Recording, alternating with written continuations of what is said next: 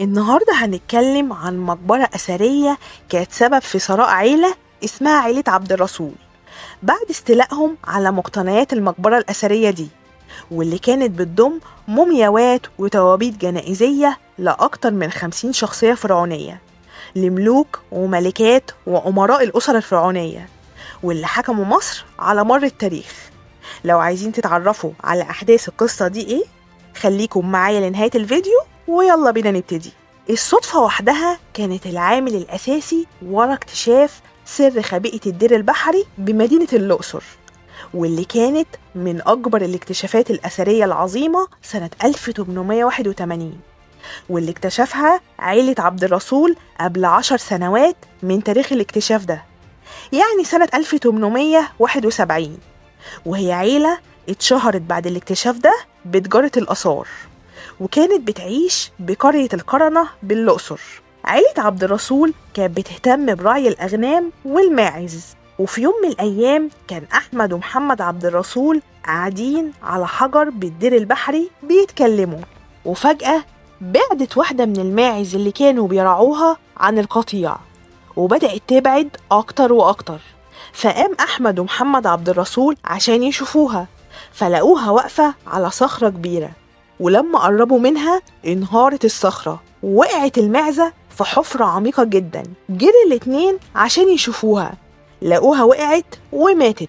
فجاب أحمد حبل ومصباحين عشان ينوروا بيهم، ونزل محمد وهو مربوط بالحبل تحت ضوء المصباح اللي كان ماسكه أخوه، وبدأ محمد بالنزول في الحفرة العميقة دي، واللي كان عمقها حوالي 10 متر، في محاولة منه لإنقاذ المعزة.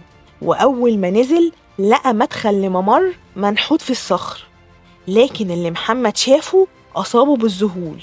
وفضل أحمد أخوه يناديه ومردش عليه، فنزل هو كمان عشان يشوف إيه اللي بيحصل بالظبط. وأول ما نزل اتصدم من اللي شافه. لقوا هما الاتنين إن الممر ده كان مليان بتوابيت كتيرة وتماثيل خدم ذهبية وأواني فرعونية ومشغولات ذهبية وأساس جنائزي وزهريات مصنوعة من البرونز. طبعا الاتنين ما كانوش مصدقين نفسهم في إنهم اكتشفوا كنز كبير زي مغارة علي بابا. بعد ما لقوا الكنز ده ولمدة 10 سنين أخفت عيلة عبد الرسول اكتشاف خبيئة الدير البحري عن أي حد، وبدأوا ياخدوا منها كل ما خف وزنه وغلي تمنه، مش مهتمين بالمومياوات تماما لأنهم كانوا بيعتبروها ملهاش أي قيمة إلا بس اللي كان بيغطيها بالذهب والأحجار الكريمة. وده اللي خلى عيلة عبد الرسول من أكتر العائلات ثراء في الأقصر. ولكن شاءت الأقدار باكتشاف سرهم، فكان أحمد عبد الرسول بيبيع كنوز المقبرة وبيحطها في شويلة رز في مخبأ سري في محل العطارة اللي كانوا بيملكوه.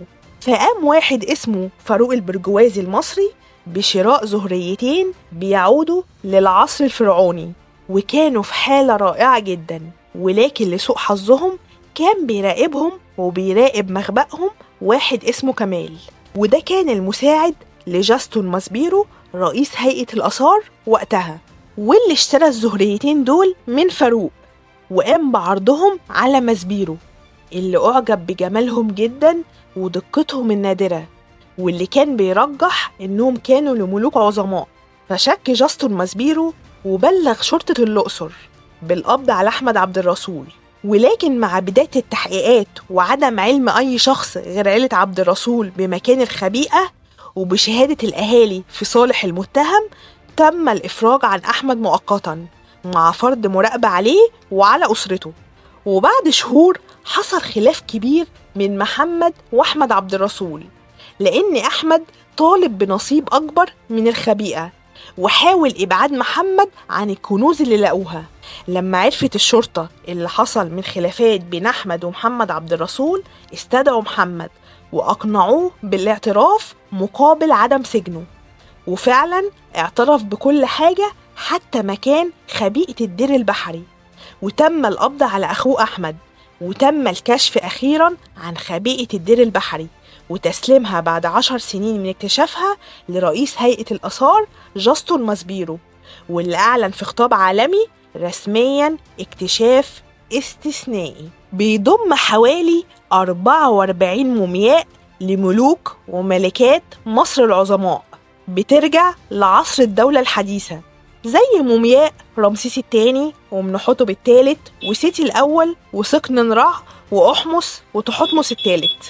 وفي النهاية تم نقل كل المومياوات لمتحف بولاق في الوقت ده، ولكنهم موجودين حاليا بالمتحف المصري. بالرغم بقى إن عيلة عبد الرسول اتشهرت عالميا كسارقة قبور، إلا إن عيلة عبد الرسول كان ليها الفضل كمان في الكشف عن مقبرة رمسيس الثاني، وكان ليهم الفضل في الكشف عن عشرات المقابر الفرعونية.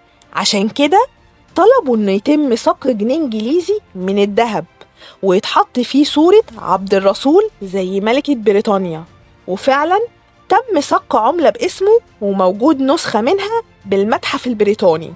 وتم كمان تصوير قصة اكتشاف عيلة عبد الرسول لخبيئة الدير البحري كفيلم من إنتاج فرنسي بيعرض تفاصيل الاكتشاف المذهل ده. وبس كده، لو عجبكم الفيديو ما تنسوش تشتركوا في القناة وتفعلوا زر الجرس عشان يوصلكم كل جديد.